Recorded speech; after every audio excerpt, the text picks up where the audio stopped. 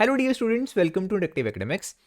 ये fourth chapter की second video है। इसमें हम डिस्कस करने वाले हैं कि जो कार्बन है उसका नेचर इतना ज़्यादा वर्सेटाइल क्यों है। दैट मीन्स वर्सेटाइल का मतलब क्या होता है कि उसके इतने ज़्यादा नंबर ऑफ कंपाउंड्स क्यों है। मिलियंस ऑफ कंपाउंड्स बनाता है कार्बन, इसके जैसा और कोई भी एलिमेंट नहीं है पीरियोडिक टेबल में, राइट। आखिर ऐसा क्या है कि 100+ एलिमेंट्स होने के बावजूद कार्बन ही इकलौता ऐसा एलिमेंट है जिसके मिलियंस ऑफ कंपाउंड्स हैं। उसके बारे में हम डिस्कस करने वाले हैं इस वीडियो में। So let's start this video.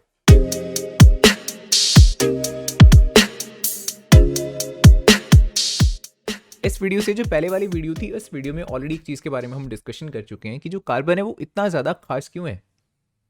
एक अलग से कार्बन के ऊपर चैप्टर क्यों प्रेजेंट है क्लास 10th की साइंस में। Why not about the chlorine, right, और लेट्स से सोडियम, पोटाशियम, किसी और एलिमेंट के ऊपर अलग से चैप्टर क्यों नहीं प्रेजेंट। सोचने वाली बात है। इसके डिस्कशन ऑलरेडी हम कर चुके हैं in proper detail in the previous video, जिसका लिंक आपको मिल जाने वाला है इस वीडियो की डिस्क्रिप्शन में, राइट। अगर आपने वो वीडियो नहीं देखी है, पहले आप वो वाली वीडियो देख सकते हो and then let's continue this video. एक तो हो गया कि जो कार्बन है वो बहुत अलग अलग जगह में, अलग अलग फॉर्म में प्रेजेंट है, राइट। हमारी बॉडी में अलग अलग फॉर्म्स में प्रेजेंट है, अलग अलग सेल्स में प्रेजेंट है। लेकिन उसके अलावा सबसे जो बिगेस्ट रीजन है that carbon forms millions of compounds, right.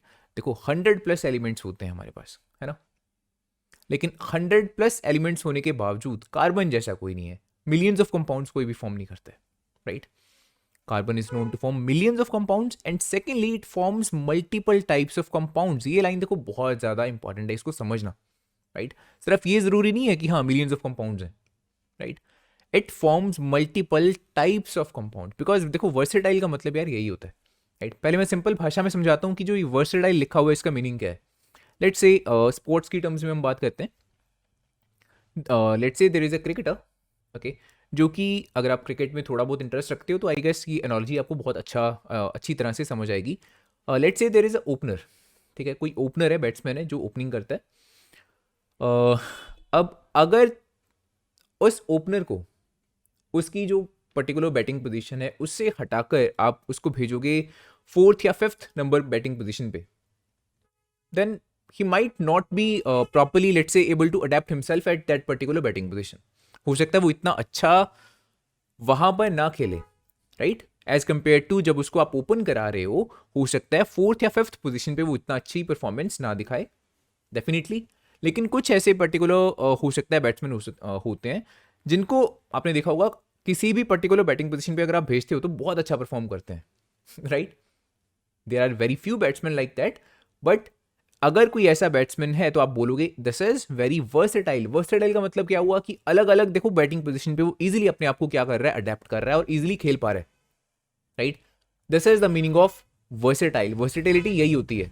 अगर कोई ऐसा है कि अगर मेरे को ओपन कराओगे तो मैं अच्छा परफॉर्म करूंगा, लेकिन अगर मेरे को 3rd 4th 5th 6th या किसी और बैटिंग पोजीशन पे भेजोगे तो मैं अच्छा परफॉर्म नहीं करूंगा, देन उसमें तो बिल्कुल भी वर्सेटिलिटी नहीं है, ओके। वो बिल्कुल वर्सेटाइल प्लेयर नहीं कहलाएगा।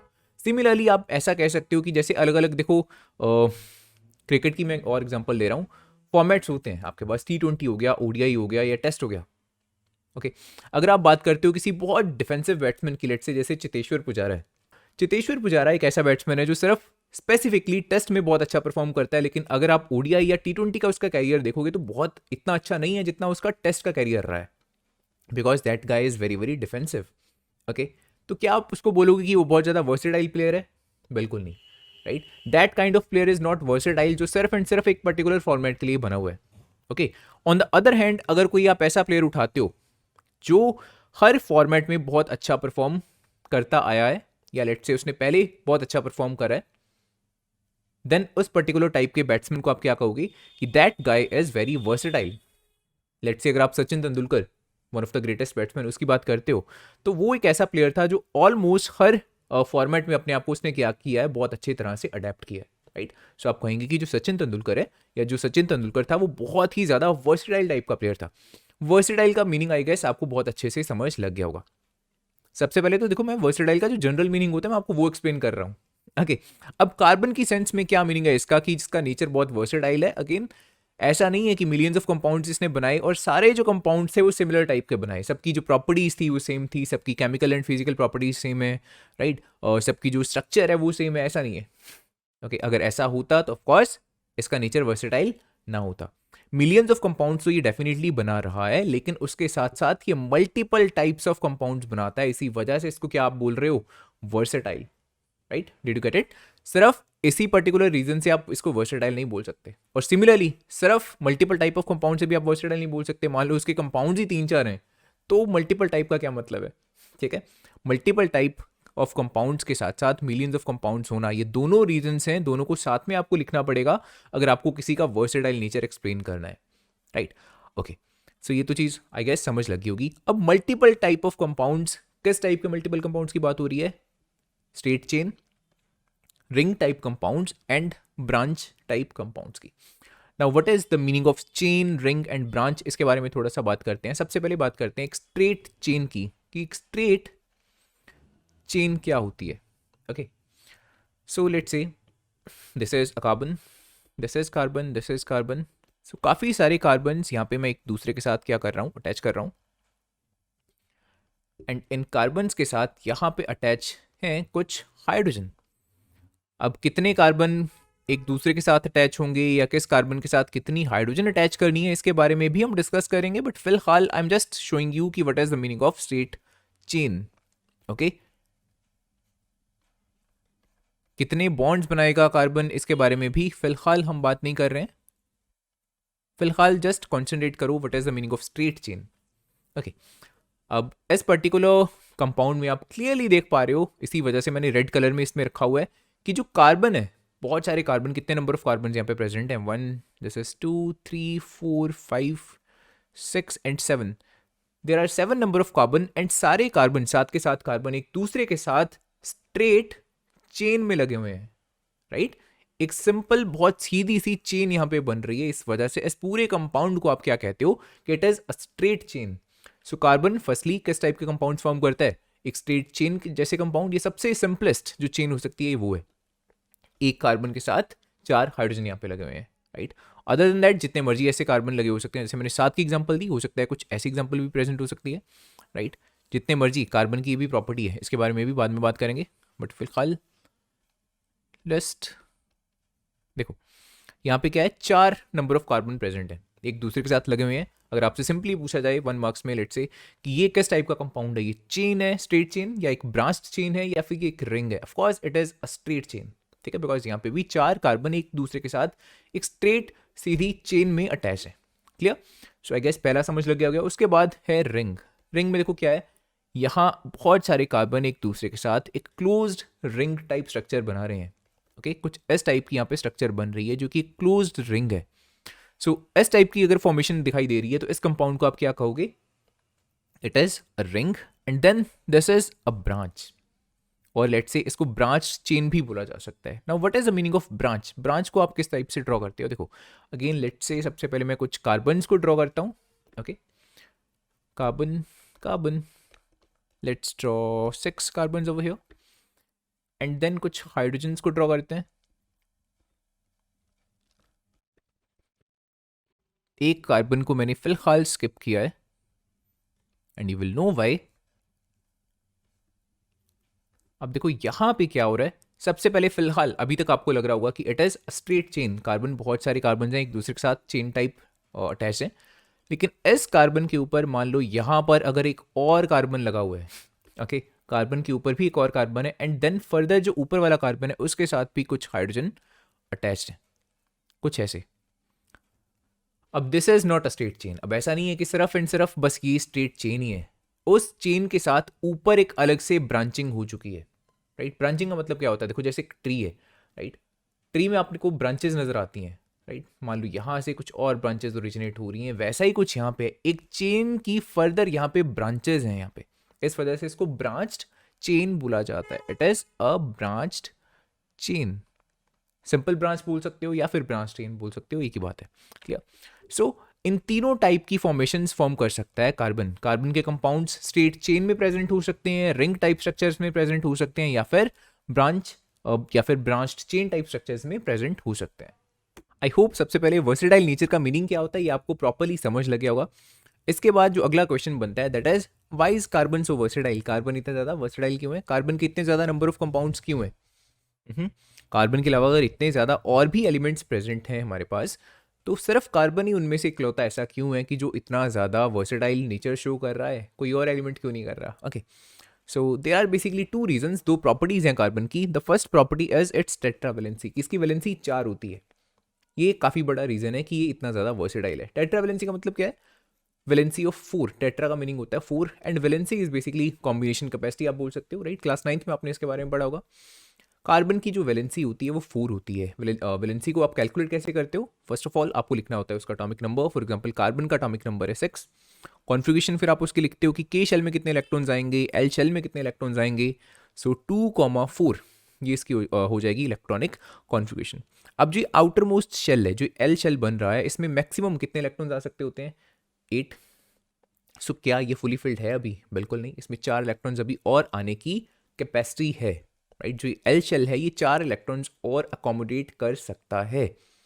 ओके, सो कितने एट मैक्सिमम कोई भी एलिमेंट लेट्स से इलेक्ट्रॉन्स को गेन करना चाहेगा या लूज करना चाहेगा या शेयर करना चाहेगा टू बिकम स्टेबल, वो उसकी वैलेंसी होती है. फॉर एग्जांपल जैसे इसकी बात हम करें, ये क्या चाहेगा, इसकी टेंडेंसी क्या रहेगी कि ये एल शेल को कंप्लीट करे, राइट? एल शेल को कंप्लीट करने के लिए either it can lose these 4 electrons, right, और गेन 4 इलेक्ट्रॉन्स, और कोवलेंट बॉन्डिंग पे बाद में आएंगे, राइट, और it can share 4 number of electrons. In either way किसी भी तरह से बेसिकली कुछ ऐसा करना चाहेगा कि इसका एल शेल कंप्लीट हो जाए. और देखो सिंपल सी बात है, अगर ये 4 इलेक्ट्रॉन्स गेन करे, चाहे लूज करे, चाहे शेयर करे, बेसिकली करने तो इसको 4 इलेक्ट्रॉन्स को कुछ ना कुछ एडजस्ट करना पड़ेगा, है ना? इस वजह से जो इसकी वैलेंसी होगी ये कितनी बनेगी? It will be 4. ठीक है. सिमिलरली अगर लेट्स से मैं और एक एग्जांपल लेता हूँ ऑक्सीजन की. ऑक्सीजन का जो एटॉमिक नंबर है दैट इज 8, है ना?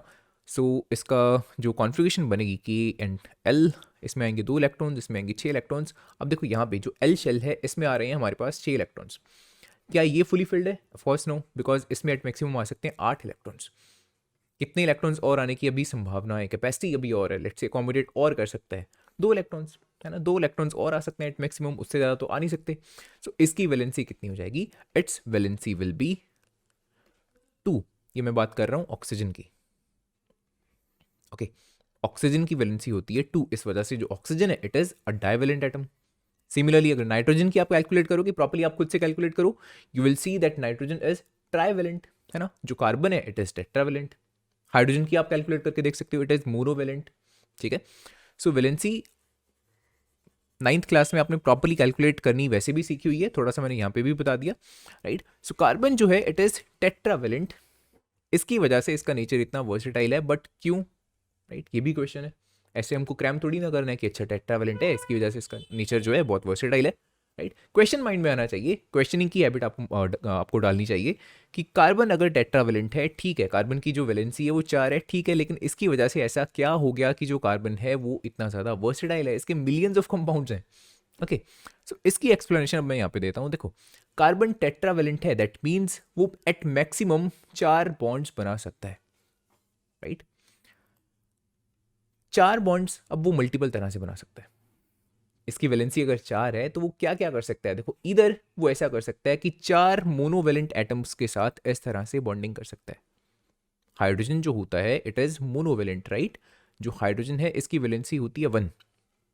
कार्बन इस तरह से बॉन्डिंग कर सकता है. अगर आपने फर्स्ट वीडियो देखी है, मैंने उसमें ऑलरेडी ये बताया था कि जो CH4 होता है it is a gas, it is methane gas. इस तरह से कार्बन फॉर्मेशन कर सकता है. और कार्बन इस तरह से कुछ सिंगल बॉन्ड्स एंड एक डबल बॉन्ड बना सकता है. ओवरऑल देखो एट मैक्सिमम उसके 4 बॉन्ड्स होने चाहिए. टेट्रावेलेंसी का मतलब ये है, राइट? एक बॉन्ड यहाँ पे हो गया, एक बॉन्ड ये हो गया, एंड 2 बॉन्ड्स यहाँ पे हैं, राइट? कॉम्बिनेशन कैपेसिटी उसकी एट मैक्सिमम 4 है, दैट मीन्स वो मैक्सिमम 4 इस तरह से बॉन्ड्स बना सकता है, राइट? जरूरी नहीं है कि उसके साथ 4 एलिमेंट्स लगे होंगे. देखो किस तरह से, फॉर एग्जाम्पल यहाँ पे कार्बन क्या कर सकता है, this is a single bond, so यहाँ पे कोई मोनोवेलेंट एटम होगा. This is a single bond, so यहाँ पर भी एक मोनोवेलेंट एटम होगा, बट यहाँ पे बिकॉज डबल बॉन्ड लगा हुआ है, सो यहाँ पे एक डाइवेलेंट एटम होगा जिसकी वैलेंसी 2 है. For example let's say oxygen. Carbon इस तरह से बॉन्डिंग करके कुछ इस टाइप के कंपाउंड्स को फॉर्म कर सकता है. और अगर कार्बन चाहे तो कुछ ऐसी फॉर्मेशन भी कर सकता है, यहाँ पे सिंगल बॉन्ड है, यहाँ पे ट्रिपल बॉन्ड, राइट? सो यहाँ पे देखो, here we have single bond, so यहाँ पे होगा एक मोनोवेलेंट एटम जिसकी वैलेंसी 1 है. बाय द वे यहाँ पे भी मैं लिख देता हूँ ऑक्सीजन इज डाइवेलेंट, है ना? एंड यहाँ पे है ट्रिपल बॉन्ड। सो यहाँ कार्बन क्या कर सकता है, किसी ट्राईवेलेंट एटम के साथ जैसे कि नाइट्रोजन, उसके साथ जुड़ के भी बॉन्डिंग बना सकता है। So you can see it has variety of ways जिसमें ये अलग अलग टाइप के कंपाउंड्स बना पा रहे हैं। और यही तो थी इसकी वर्सेटैलिटी, है ना, कि अलग अलग तरह से ये कंपाउंड्स की फॉर्मेशन कर सकता है। अगर देखो इसकी वैलेंसी सिर्फ 1 होती तो इसके पास इतनी ऑप्शंस ना होते, इतने लेट्स से अलग अलग तरह से अलग अलग एलिमेंट्स के साथ जुड़ने की चॉइसेस ना होती। But because it is tetravalent, so इसके पास मल्टीपल चॉइसेस हैं। अगर ये चाहे 4 मोनोवेलेंट एटम्स के साथ जुड़ सकता है, अगर ये चाहे 2 मोनोवेलेंट और 1 डाइवेलेंट एटम्स के साथ जुड़ सकता है, और सिमिलरली 1 मोनोवेलेंट और 1 ट्राइवेलेंट एटम के साथ जुड़ के इस तरह की फॉर्मेशन कर सकता है। ठीक है, सो ये सिर्फ इसी वजह से पॉसिबल है because it is tetravalent. So इस वजह से tetravalency one of the biggest reason बन जाता है जिसकी वजह से जो कार्बन है इतना ज़्यादा वर्सेटाइल नेचर शो करता है। साइंस में आपको एक चीज़ की हैबिट हमेशा रखनी है, द हैबिट ऑफ क्वेश्चनिंग। किसी भी चीज़ को एज सच मानना नहीं है, अगर वो बुक में लिखी है या कहीं से भी आप समझ रहे हो उसको कभी भी एज सच आपको नहीं मानना। चाहे कोई आपका टीचर भी आपको कोई चीज़ समझा रहा है, just have habit of questioning. आपको एक क्यूरियोसिटी होनी चाहिए कि अगर कोई चीज़ ऐसी है तो वैसी ही क्यों है। जब आप क्वेश्चनिंग की हैबिट डालोगे, ना सिर्फ चीज़ों को समझने में और ज़्यादा इंटरेस्ट आपका आएगा और चीज़ें बहुत ज़्यादा समझनी ईजी भी हो जाती हैं। फॉर एग्जाम्पल यहाँ पे हमने समझा कि जो कार्बन है वो टेट्रावेलेंट है, इसकी वजह से वो इतना ज़्यादा वर्सेटाइल है। टेट्रावेलेंसी की वजह से वो अलग अलग तरह से अलग अलग टाइप के कंपाउंड अलग अलग टाइप के एलिमेंट्स के साथ बॉन्डिंग यहाँ पे कर पा रहा है और अलग अलग तरह के कंपाउंड्स को बना पा रहा है, राइट। लेकिन यहाँ पे अब जो अगला क्वेश्चन आपके माइंड में डेफिनेटली आना चाहिए वो ये कि क्या सिर्फ कार्बन ही ऐसा एलिमेंट है जो टेट्रावेलेंट है? क्या कार्बन के अलावा कोई और ऐसा एलिमेंट नहीं है जिसकी वैलेंसी 4 हो? यहाँ पे अब ये चीज़ें काफ़ी इंटरेस्टिंग होनी शुरू हो जाती हैं। ऐसा तो नहीं है कि सिर्फ कार्बन ऐसा इकलौता एलिमेंट है जिसकी वैलेंसी 4 हो, राइट। बहुत सारे और भी ऐसे एलिमेंट्स हैं जिनकी वैलेंसी क्या होती है, 4 होती है। फॉर एग्जाम्पल लेट से हम बात कर लेते हैं सिलिकन की।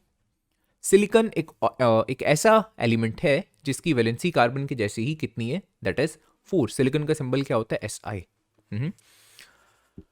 अब जैसे कार्बन इस तरह से कंपाउंड बना पा रहा है CH4, सिमिलरली इस कार्बन की जगह अगर मैं हटा के यहाँ पे सिलिकन लिख देता हूँ तो CH4 की जगह SiH4 ये कंपाउंड भी डेफिनेटली हमको देखने को मिलता है। सिलिकन इस टाइप का कंपाउंड बना सकता है, राइट, बिकॉज कार्बन के जैसे ही इसकी वैलेंसी भी 4 है। सिमिलरली यहाँ पे अगर मैं कार्बन की जगह सिलिकन लिख देता हूँ तो सिलिकन इस टाइप के कंपाउंड भी बना सकता है। यहाँ भी अगर मैं कार्बन की जगह सिलिकन कर देता हूँ तो सिलिकन ऐसा कंपाउंड भी बना सकता है।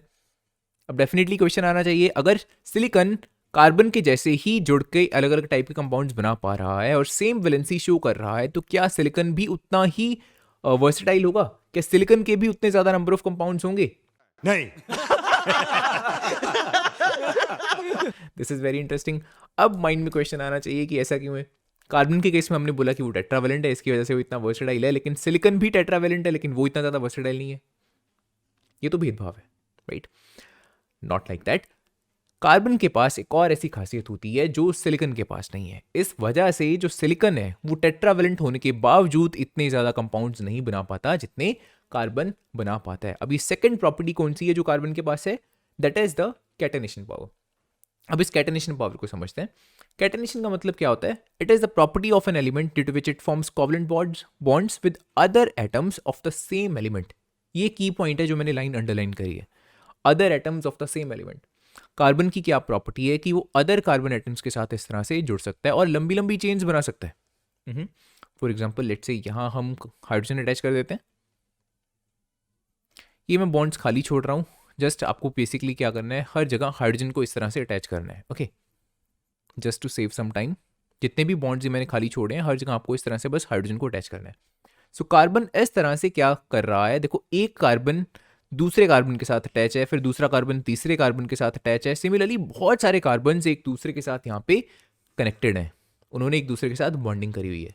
इस प्रॉपर्टी को बोला जाता है कैटेनेशन पावर, कि एक पर्टिकुलर एलिमेंट उसके जैसे ही और एलिमेंट्स के साथ बॉन्डिंग कर रहा है। This property is called the catenation power, chain बनाना, ठीक है। कैटेनेशन का मतलब ही बेसिकली ये है। अब सिलिकन क्या कैटेनेशन नहीं कर सकता? क्या सिलिकन इस तरह से बहुत लंबी लंबी चेन्स नहीं बना सकता सिलिकन के साथ जुड़ के? Answer is no. कार्बन की जितनी तो एटलीस्ट चेन ये नहीं बना सकता, ठीक है। अब ऐसा क्यों है? The size of the carbon atom is very small as compare to that of the silicon. जो 5th चैप्टर है, दैट इज आपका पीरियोडिक टेबल वाला जो चैप्टर है, periodic classification of the elements, ठीक है। उसमें जब आप मॉडर्न पीरियोडिक टेबल में आप पढ़ोगे, उसमें आप देखोगे कि जो मॉडर्न पीरियोडिक टेबल होता है उसमें सबसे ऊपर जो कार्बन फैमिली है उसमें सबसे ऊपर कार्बन ही लाई करता है और कार्बन के नीचे सिलिकॉन लाई करता है। And down the particular group अगर आप बात करते हो तो जो साइज होता है एटॉमिक रेडियस वो इंक्रीज करता है। दैट मीन्स कार्बन का साइज बहुत छोटा होगा, जो कार्बन का एटम है इसका साइज छोटा होता है, सिलिकॉन का जो एटम है इसका साइज बड़ा होता है as compare to the carbon. ठीक है। अब उससे क्या हो जाता है, due to the size difference, the size of the carbon is small, इसकी वजह से जो कार्बन एंड कार्बन का बॉन्ड है ये बहुत ज़्यादा छोटा होता है और बहुत ज़्यादा स्ट्रांग होता है। जितना छोटा कोई बॉन्ड होगा उसको आप ब्रेक करने के लिए उतनी ज़्यादा एनर्जी देनी पड़ेगी, या कह लो वो उतना ज़्यादा स्टेबल होगा। जितना साइज बढ़ता जाएगा किसी भी एटम का, सिलिकॉन और सिलिकॉन का जो बॉन्ड होगा, इस बॉन्ड लेंथ जो होगी ये बहुत ज़्यादा बड़ी होगी as compare to the carbon carbon bond, right. Carbon and carbon का जो बॉन्ड होगा इसकी लेंथ छोटी होती है।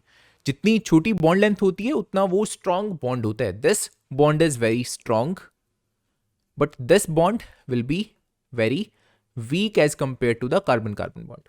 ठीक है। अब सिंपल सी बात है यार, अगर कार्बन और कार्बन का बॉन्ड बहुत ज़्यादा स्ट्रांग है तो ये लंबी लंबी चेन्स इजीली बना सकता है because it will not break. लेकिन सिलिकॉन और सिलिकॉन का जो बॉन्ड है ये बहुत ज़्यादा वीक है, तो बहुत लंबी लंबी अगर चेन्स होंगी तो ऑफकोर्स वो ज़्यादा स्टेबल नहीं रह पाएंगी, जिसकी वजह से बहुत लंबी लंबी चेन्स आपको सिलिकॉन की देखने को मिलती ही नहीं है, राइट। हो सकता है 4 5 6 7 सिलिकॉन के जो एटम्स हैं वो इस तरह से एक दूसरे के साथ एट मैक्सिमम अटैच हों, लेकिन आपको ऐसा नहीं देखने को मिलेगा कि 40 50 सिलिकॉन एक दूसरे के साथ अटैच हैं। कार्बन के केस में ऐसा भी पॉसिबल हो सकता है। ठीक है। So this is the second reason जिसकी वजह से जो कार्बन है वो इतना ज़्यादा वर्सेटाइल है। सो बेसिकली हमने दो प्रॉपर्टीज के बारे में बात की। First reason is the tetravalency and the second reason is its catenation power. इन दोनों प्रॉपर्टीज की वजह से जो कार्बन है वो इतना ज्यादा वर्सेटाइल नेचर शो करता है।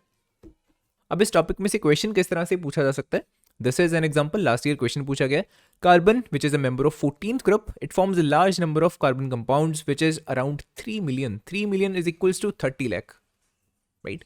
1 मिलियन 10 लाख के बराबर होता है बिकॉज सो 30 लाख के आसपास इसके कंपाउंड्स हैं। But why is this property not exhibited by other elements of the same group. देखो 14th ग्रुप जो मॉडर्न पीरियोडिक टेबल है जिसको आप 5th चैप्टर में पढ़ने वाले हो, periodic classification of the elements में। So this is the first group, then this is the second, third, fourth, fifth, right, and so on. Last में आता है हमारा 18th group. There are total 18 groups in the modern periodic table. So this is 17, this is 16, this is 15th and this is the 14th group जिसके बारे में हम बात कर रहे हैं। Okay, so carbon 14th group में लाई कर रहा है as you can see. Okay, but carbon के अलावा और भी बहुत सारे यहाँ पे एलिमेंट्स हैं जैसे कि silicon, there is germanium, right, then there is tin, then there is lead. ये जितने भी एलिमेंट्स हैं देखो ये सारे क्या होंगे, टेट्रावेलेंट होंगे, राइट। जो वैलेंसी होती है किसी भी एलिमेंट की, अगर मैं बोरोन की बात करूंगा, जितनी वैलेंसी बोरोन की होगी उतनी वैलेंसी एल्यूमिनियम की होगी, उतनी ही वैलेंसी गैलियम की होगी। जो वैलेंसी होती है it varies according to the group. एक ग्रुप के जितने भी मेंबर्स हैं उनकी वैलेंसी क्या होती है, बिल्कुल same. Okay, for example second group के जितने भी एलिमेंट्स हैं सबकी वैलेंसी सेम होगी आपस में। 18th ग्रुप के जितने एलिमेंट्स हैं सबकी वैलेंसी आपस में सेम होगी। सिमिलरली 14th ग्रुप के जितने एलिमेंट्स हैं उनकी वैलेंसी आपस में सेम है। They all are tetravalent. 14th group के जितने मेंबर्स हैं वो टेट्रावेलेंट हैं, 4 वैलेंसी शो करते हैं।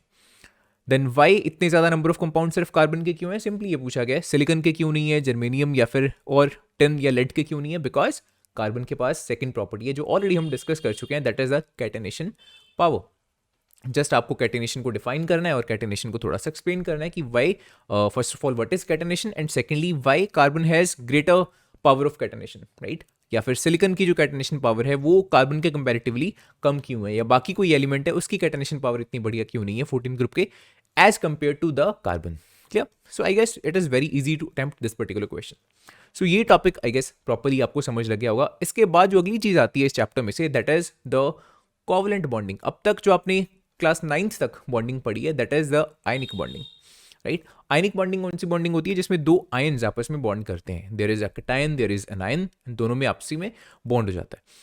बट कार्बन यहाँ पे आयनिक बॉन्ड नहीं बनाता है, इट फॉर्म्स कोवलेंट बॉन्ड। अब ये कोवलेंट बॉन्ड क्या होता है and how is covalent bonding different from the ionic bonding, इसको हम पढ़ेंगे हमारी अगली वीडियो में।